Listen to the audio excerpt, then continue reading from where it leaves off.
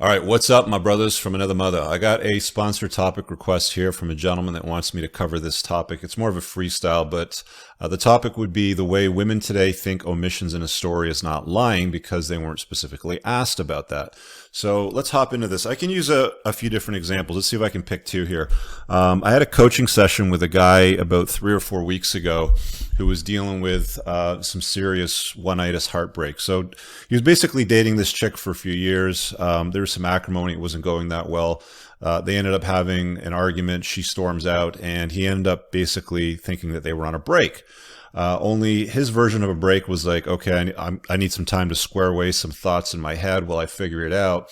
There was no, how did he phrase it? There was no overt declaration of the relationship is over. It was just a fight. She leaves, and he's just like, all right, fuck it. I'm going to give myself some time to hash it out. Her version of what that break looked like was go out and bang people, or a person, in fact, is I think what it worked out to.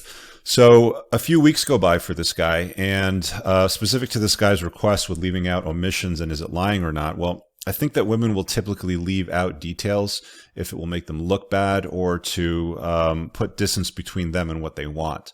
So when he asked her, have you been sleeping with anybody else? Her reply was no. Now, a few weeks after that, so, after that, he's like, okay, fine. So they go and rekindle and he figures everything's okay. But a few weeks after that, he's still a little suspicious of her activity and behavior, meaning more specifically, her actions that are not matching her words. I always tell you guys, if there's a conflict between actions and behavior, you need to believe the behavior. So this is a guy that's obviously watched a few videos on my channel, so he's got his head screwed on reasonably right. So he goes and verifies through Facebook Messenger. He manages to get into a device, I think it was a tablet or desktop or something like that was left lying around. And he goes looking through the messages. Now, if this is something that you're going to do to verify her behavior versus what she's saying, it's probably a good idea if you want to get clarity, because you're going to find the truth in the conversations between her and her girlfriends. So this guy goes and finds some dialogue back and forth between her and her best friend. She mentions that he asked her if she had been sleeping with anybody else, to which she replied no. And then they go back and forth about, well, why didn't you tell him, or should I tell him?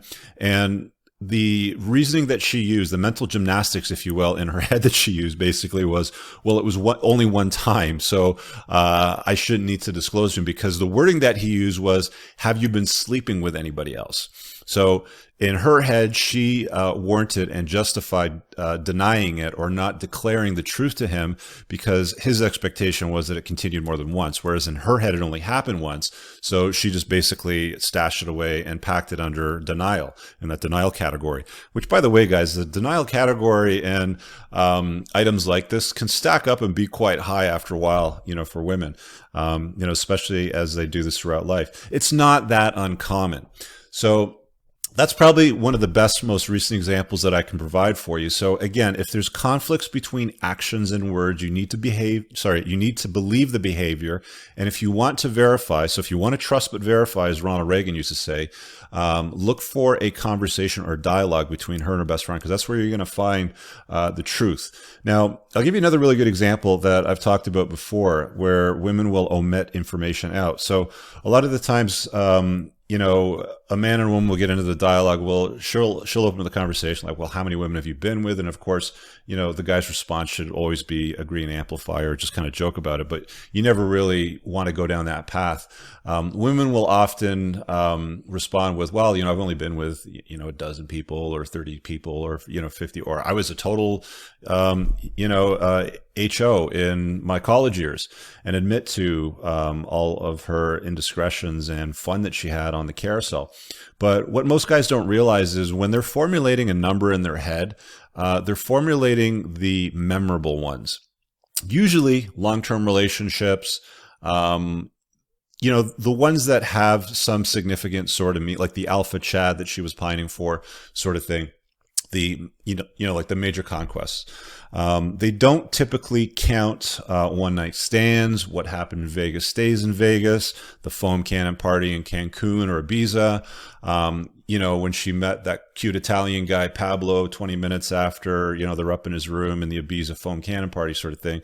Those sorts of things don't factor into the notch count, which is why I always tell guys, there's no real rhyme or reason behind asking for that, because you're never going to get an accurate number, one, to begin with, and two, even if she's going to throw a number at you, she's going to omit certain facts and figures: bad sex, one night stands, bad dates that didn't really go anywhere, guys that she completely forgot about.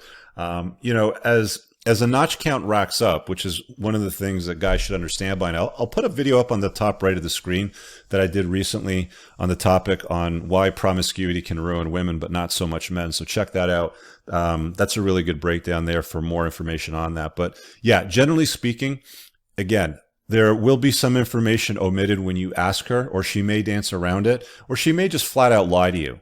So you can't take everything at face value. Again, the actions that you see, the behavior that you see, the choices that she makes should always, always, always trump anything that you've been told. If there's a conflict between her words, her texts, whatever conversations you have, and her choices and her behavior, you need to believe that. And if you want to go down a crazy rabbit hole of finding the exact truth, I've just shown you how to go about doing it and where to look for it. So, Steve, want to thank you for sponsoring today's video. Appreciate the support, guys. If you want to do a similar sort of sponsorship, or to request a video topic, I get a lot of guys that ask me, hey, do a video on this or that or the other thing. For the most part, YouTube tends to either demonetize or run limited ads on most of my videos, just because the content helps me out a bunch. Top right of the screen, there's a pop-out banner. Click that. You can make a video request and sponsor a topic. Just follow the steps there. It's real straightforward. Or if you want to join my men's community and hop on board with a bunch of like-minded men from around the world that are chasing excellence, not women, and putting a dent in the universe, making bank, making muscles. This is the sort of things that we have conversations on. We have learning events, workshops. Anyway, you can check out the video there. The pop-out banner is up on the top right. Check it out. Those are also pinned, by the way, in the top comment, so you can have a look at that. Thanks for watching today's video. See you guys later. Peace.